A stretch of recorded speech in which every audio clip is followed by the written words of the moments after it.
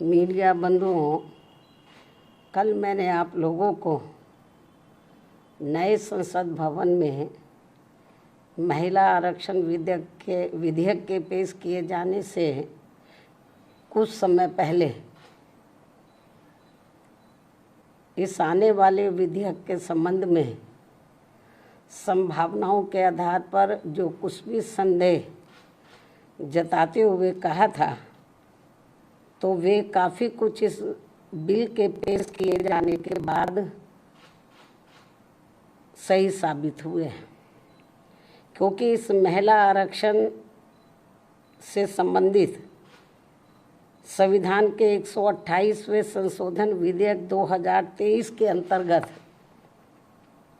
देश में लोकसभा व राज्य विधानसभाओं में भी 33% महिलाओं को आरक्षण दिए जाने के कुछ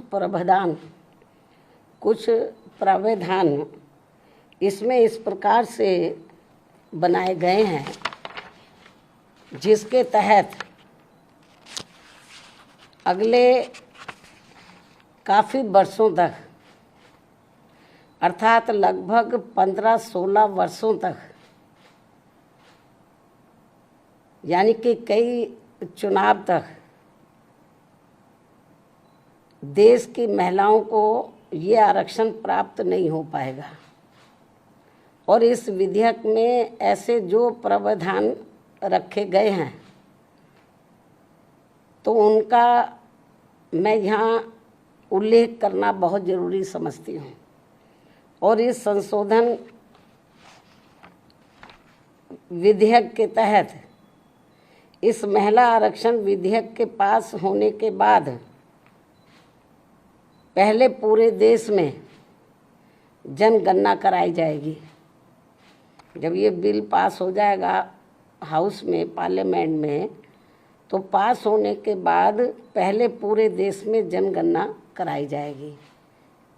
पास तो हो जाएगा ये, लेकिन तुरंत लागू नहीं होगा। और पास होने के बाद पहले पूरे देश में जनगणना कराई जाएगी। और जब ये जनगणना पूरी हो जाएगी, तो तब उसके पश्चात ही पूरे देश में लोकसभा तथा राज्य विधानसभाओं का परिसीमन पुनः कराया जाएगा। इसके बाद फिर परिसीमन होगा, सीटों का कराया जाएगा। और उसके बाद ही तब ये महिला आरक्षण संबंधी संशोधन विधेयक लागू होगा। और ये बात भी किसी से छिपी नहीं है कि देश भर में नए सिरे से जनगणना कराने में अनेकों वर्ष लग जाते हैं। पिछली जनगणना सन 2011 में प्रकाशित हुई थी, जिसके पश्चात आज तक पुनः जनगणना नहीं हो सकी है।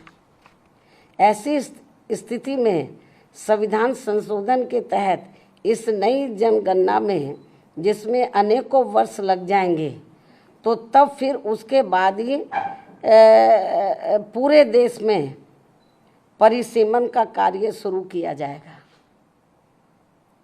जिसमें भी अनेकों वर्ष लग जाएंगे। और इस परिसीमन के पश्चात ही तब फिर ये महिला आरक्षण विधेयक लागू होगा।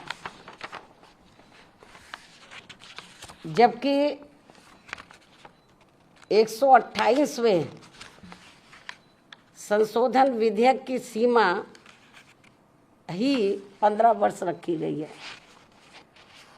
इस प्रकार से ये स्पष्ट है कि ये संशोधन विधेयक वास्तव में महिलाओं को आरक्षण देने की साफ नीयत से नहीं लाया गया है, बल्कि आने वाली विधानसभाओं तथा लोकसभा के चुनावों में देश की भोली भाली महिलाओं को ये प्रलोभन देकर व उनकी आंखों में धूल झोंककर उनका वोट हासिल करने की नीयत से ही लाया गया है।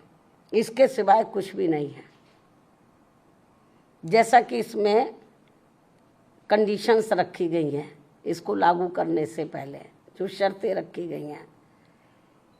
और यदि ऐसा नहीं है, ये कहते हैं ऐसा नहीं है, और यदि ऐसा नहीं है, तो फिर हमारी पार्टी सरकार से ये भी अनुरोध करती है कि सरकार इस विधेयक में से या तो इन दोनों प्रावधानों को निकाले या फिर कुछ ऐसे उपाय तलाशे जिससे इस विधेयक के तहत महिलाओं को जल्दी आरक्षण का लाभ मिल जाए। इसके साथ साथ यहाँ मैं इस बात की भी केंद्र सरकार से पुनः ये अपील करती हूँ कि 33% महिलाओं के आरक्षण के अंतर्गत SC/ST को जो आरक्षण दिया जाए तो उसे वर्तमान में लागू आरक्षण के अतिरिक्त दिया जाए।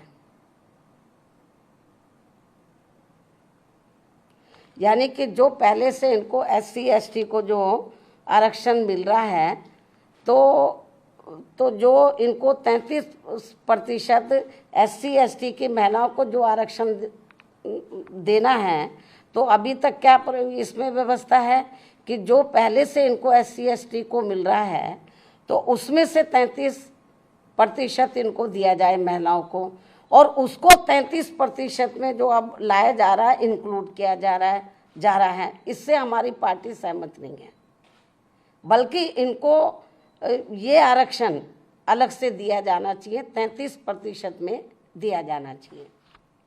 इसके साथ ही देश की OBC वर्गों की महिलाओं का भी इस महिला आरक्षण विधेयक में अलग से आरक्षण का कोटा सुनिश्चित किया जाना चाहिए।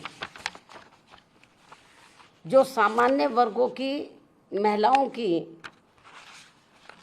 तुलना में ये अभी भी काफ़ी पिछड़ी हुई हैं, और यदि इन सभी वर्गों की महिलाओं के आरक्षण के मामले में, यानी कि SC/ST और OBC की महिलाओं के आरक्षण के मामले में मेरी इस अपील पर सरकार अमल नहीं करती है, तो भी हमारी पार्टी इस बिल का इस खास बात को ध्यान में रखकर समर्थन करती है कि देश में पुरुषों की तुलना में सर्व समाज की महिलाएं अभी भी काफ़ी पिछड़ी हुई हैं। ये वीकर सेक्शन की तो पिछड़ी हैं, लेकिन पुरुषों की तुलना में जो सामान्य महिलाएं वो भी काफ़ी पिछड़ी हैं।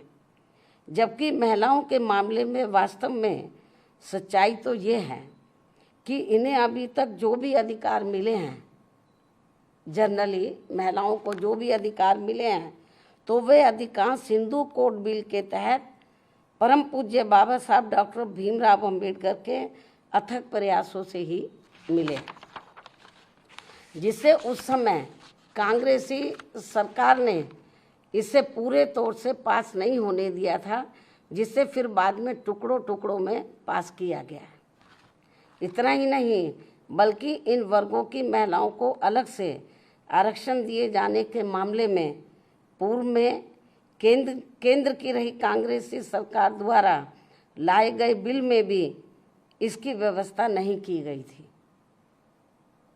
जिसके कारण उस दौरान ये बिल पास नहीं हो सका था।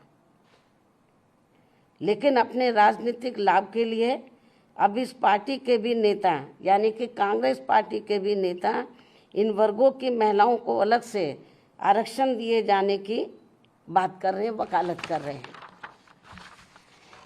इससे साफ जाहिर है कि देश की महिलाओं को लोकसभा व राज्य विधानसभाओं में इनको आरक्षण देने के मामले में बीजेपी व कांग्रेस पार्टी एंड कंपनी के लोगों की पूरे तौर से नीयत साफ नहीं है, और ये सभी पार्टियां इसकी आड़ में केवल इनका वोट हासिल करने के लिए अपने अपने स्वार्थ की राजनीति कर रही हैं और कुछ भी नहीं। इसलिए देश की महिलाएं ऐसी सभी पार्टियों से जरूर सावधान रहें जिनसे इन्हें कुछ भी हासिल होने वाला नहीं है। इन्हीं जरूरी बातों के साथ ही अब मैं अपनी बात यहीं समाप्त करती हूँ। धन्यवाद।